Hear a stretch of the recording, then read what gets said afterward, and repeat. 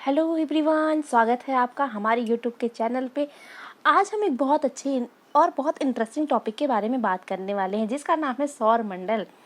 आप सभी को काफ़ी उत्सुकता होगी कि हम सौर मंडल के बारे में जानें, तो आज हम आपकी इन्हीं उत्सुकताओं को, इन्हीं जानकारियों को और आगे बढ़ाएंगे और सारी चीज़ों के बारे में जानेंगे।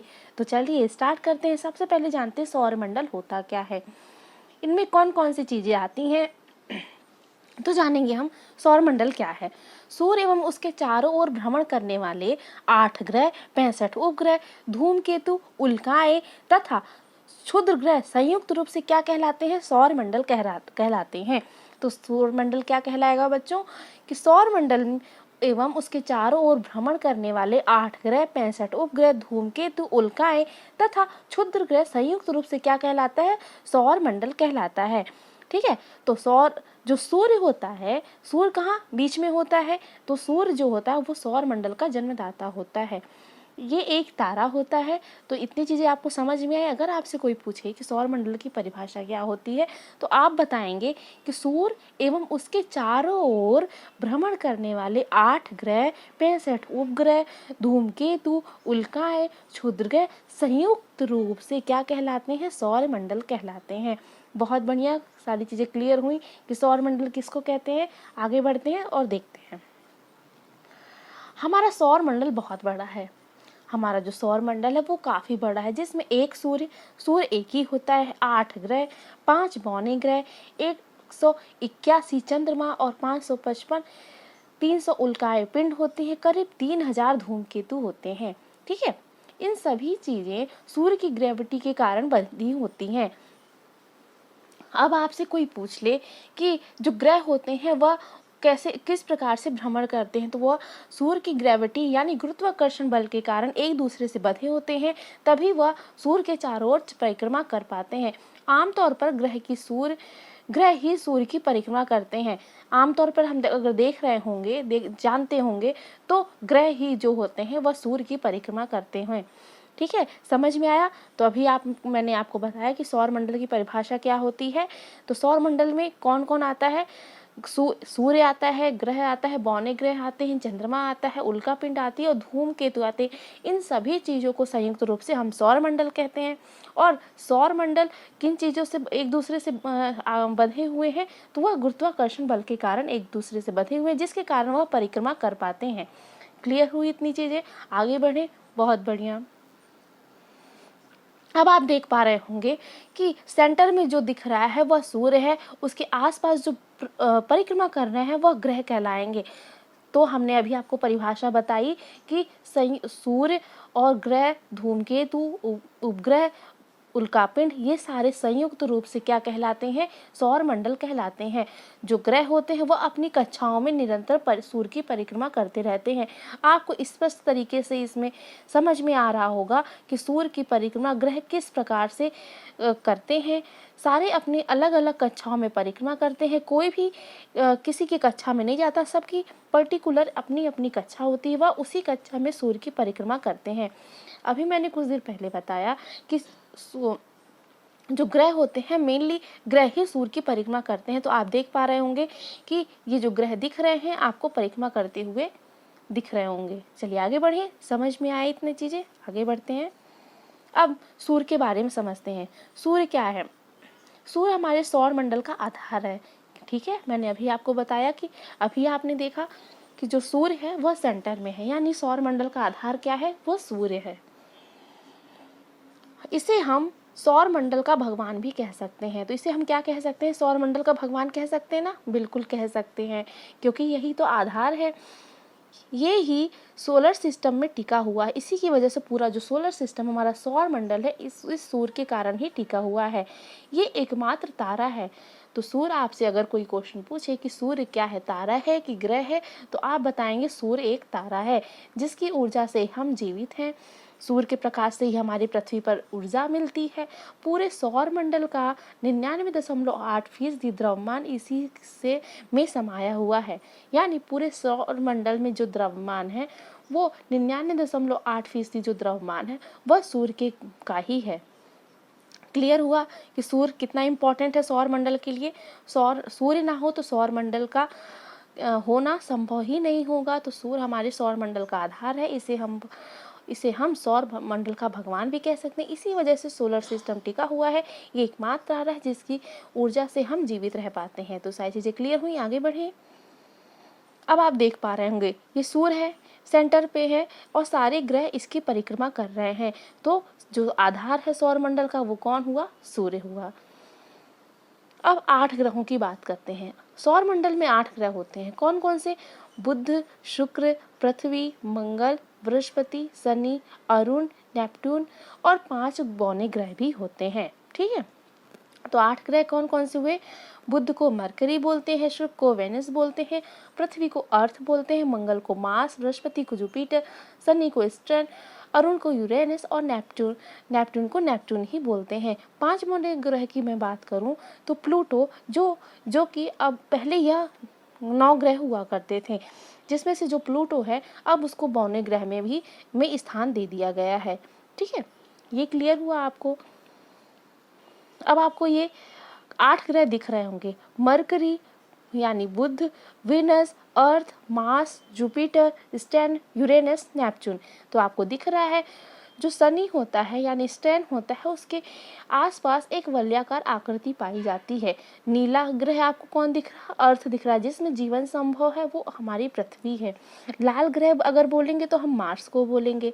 ठीक है, ये चीज़ें क्लियर हुई। और सबसे जब बड़ा ग्रह आपको कौन सा दिख रहा है तो वो बृहस्पति, सबसे छोटा मरकरी यानी बुध, सूर्य के सबसे पास में जो ग्रह होता है वह बुध ही होता है। सबसे अंत में जो ग्रह होता है वो नेपच्यून होता है। तो सारी चीज़ें आपको क्लियर हो रही हैं, आगे बढ़िए। अब आपको इन ग्रहों के बारे में कुछ मैं जानकारी देती हूँ। मरकरी जो 0 डिग्री पर रोटेट करती है, ठीक है, वो एकदम स्ट्रेट रोटेट करती है।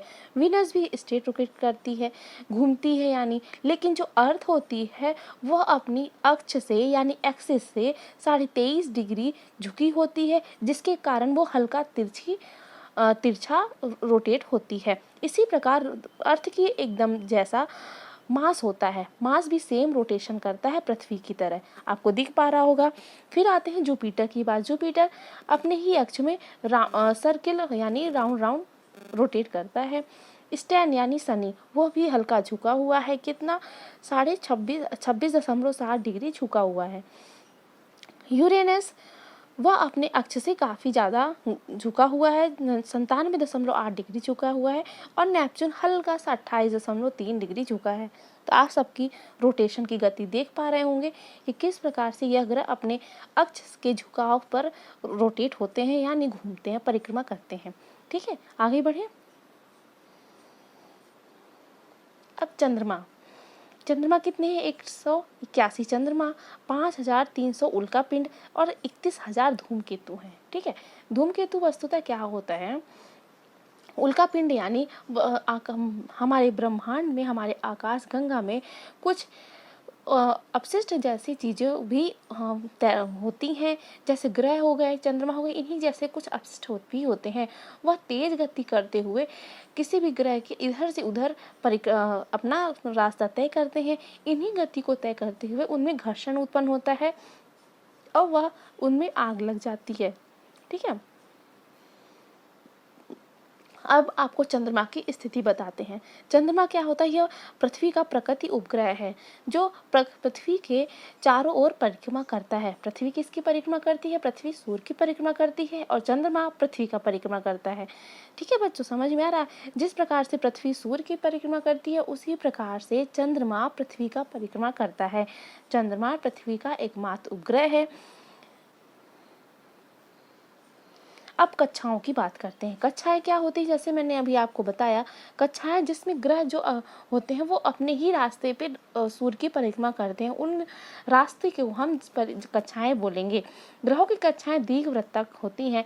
हमने अभी आपको दिखाया कि ग्रहों की कक्षाएं किस प्रकार होती है, दीर्घवृत्ताकार होती है। ये आप देख सकते हैं कि प्रत्येक ग्रह की एक कक्षा होती है, ये दीर्घवृत्ताकार यानी इलिप्स आकार की होती हैं, जिसमें एक केंद्र फोकस में रवि यानी सूर्य होता है। हालांकि बुध की कक्षा लगभग वृत्ताकार है।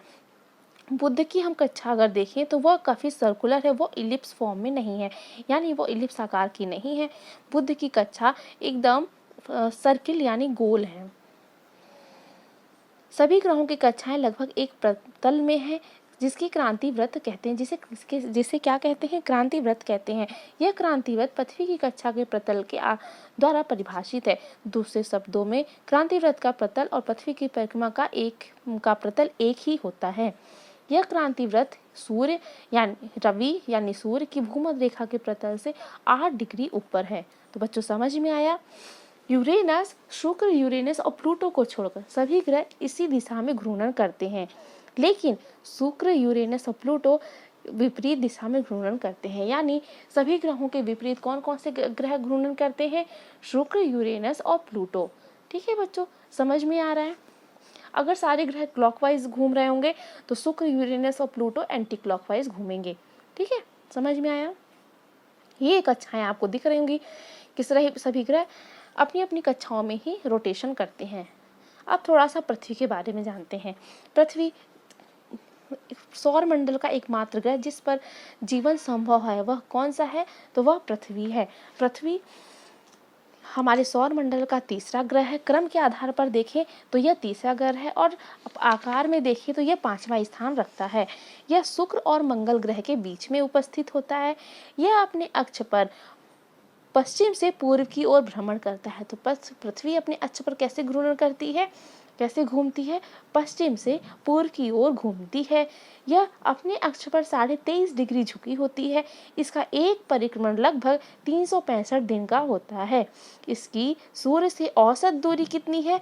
15 करोड़ किलोमीटर है। तो इसकी सूर्य से औसत दूरी कितनी है? 15 करोड़ किलोमीटर है। चारों ओर मध्यम ताप, ऑक्सीजन और प्रचुर मात्रा में जल की उपस्थिति के कारण यहाँ पर जीवन संभव हो पाया है। तो सौर मंडल का अकेला ऐसा ग्रह है जहाँ पर जीवन है। अंतरिक्ष से यह जल की अधिकता के कारण हमें कैसा दिखाई देता है? नीला दिखाई देता है। इसीलिए हम इसको नीला ग्रह भी कहते हैं। ये सारी चीजें आपको क्लियर हुई। आपको सौर मंडल का ओवरव्यू बहुत अच्छे से समझ में आया होगा। हम डिटेल एक एक ग्रह के बारे में दूसरे वीडियो में डिस्कस करेंगे। अभी आपको समझाने का मकसद इतना था कि आप समझो कि सौर मंडल में कौन कौन सी चीज़ें आती हैं और सौर मंडल क्या होता है। आई होप आपको ये समझ में आया होगा। वीडियो को अंत तक देखने के लिए आपका बहुत बहुत धन्यवाद। वीडियो पसंद आया हो तो लाइक करें, सब्सक्राइब करें। Thank you.